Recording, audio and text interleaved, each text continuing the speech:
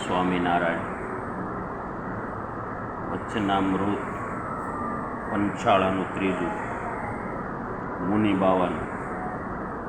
મોક્ષના કામમાં આવે તેને બુદ્ધિ કહીએ તેનું. સંવંત 1877 ફાગણ સુધી 8મે દિવસ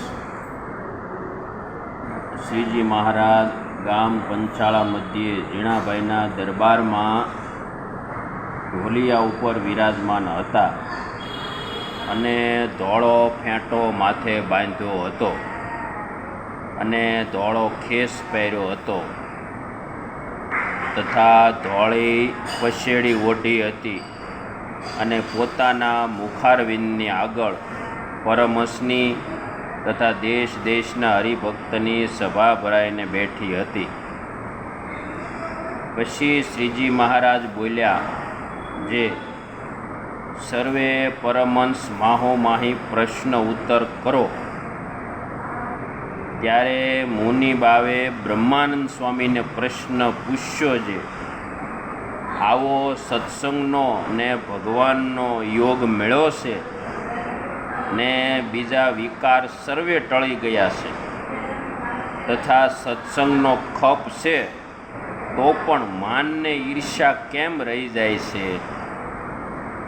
પછી એનો ઉત્તર બ્રહ્માનંદ સ્વામીએ કરવા માંડ્યો પણ થયો નહીં. પછી શ્રીજી મહારાજ બોલ્યા, જે એવો જે છે તેમાં બુદ્ધિ નથી અને જે બુદ્ધિવાળો છે તે તો પોતામાં જેટલા અવગુણ હોય તેને જાણે તથા જેટલા ગુણ હોય તેને પણ જાણે અને બીજામાં જે ગુણ તથા અવગુણ હોય તેને પણ જાણે.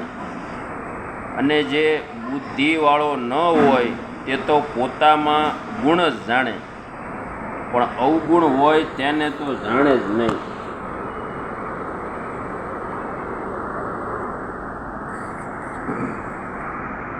અને પોતાને નારદ સનકાદિક જેવો મોટો જાણે ને બીજા મોટા હોય તેને પણ પોતાથી ઉતરતા જાણે. અને જે બુદ્ધિવાળો હોય તે પોતાના અવગુણને જાણતો હોય છે, મારામાં આટલો અવગુણ છે. પછી તેની ઉપર છાડ રાખીને અવગુણને ટાળી નાખે તથા તે અવગુણને ટાળવાની બીજા સંત વાર્તા કરતા હોય તેને હિતકારી માને. માટે એમાં માન ઈર્ષ્યાદિક કોઈ અવગુણ રહે નહીં.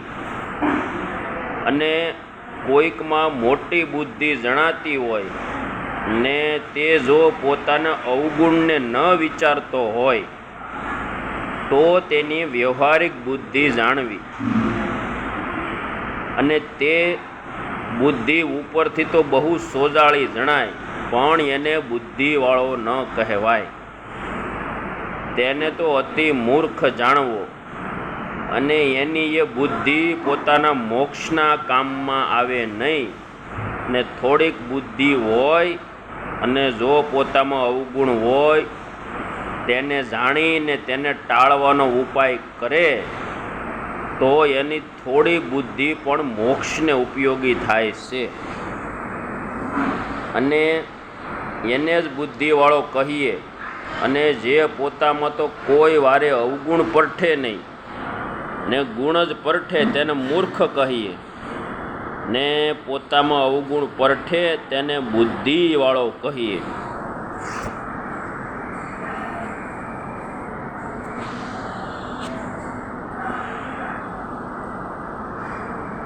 પછી શ્રીજી મહારાજે આજ્ઞા કરી, જે કીર્તન ગાવો. પછી સખી આજ મોહન રે દીઠા શેરીએ આવતા રે. એ કીર્તન પરમહંસ ગાવા લાગ્યા. ત્યારે વળી શ્રીજી મહારાજ બોલ્યા, જે હવે કીર્તન રાખો. અને કીર્તન ગાયા તેમાં હેત બહુ છે. તે હેતનો અમે વિચાર કર્યો છે. હેત મોટી વાત છે અને હેતે કરીને ભગવાનને ભજવા એ ઠીક છે. પણ સારી પેઠે વિચારીને જોયું ત્યારે એમ જણાયું જે હેત છે તે જ ભગવાનની માયા છે.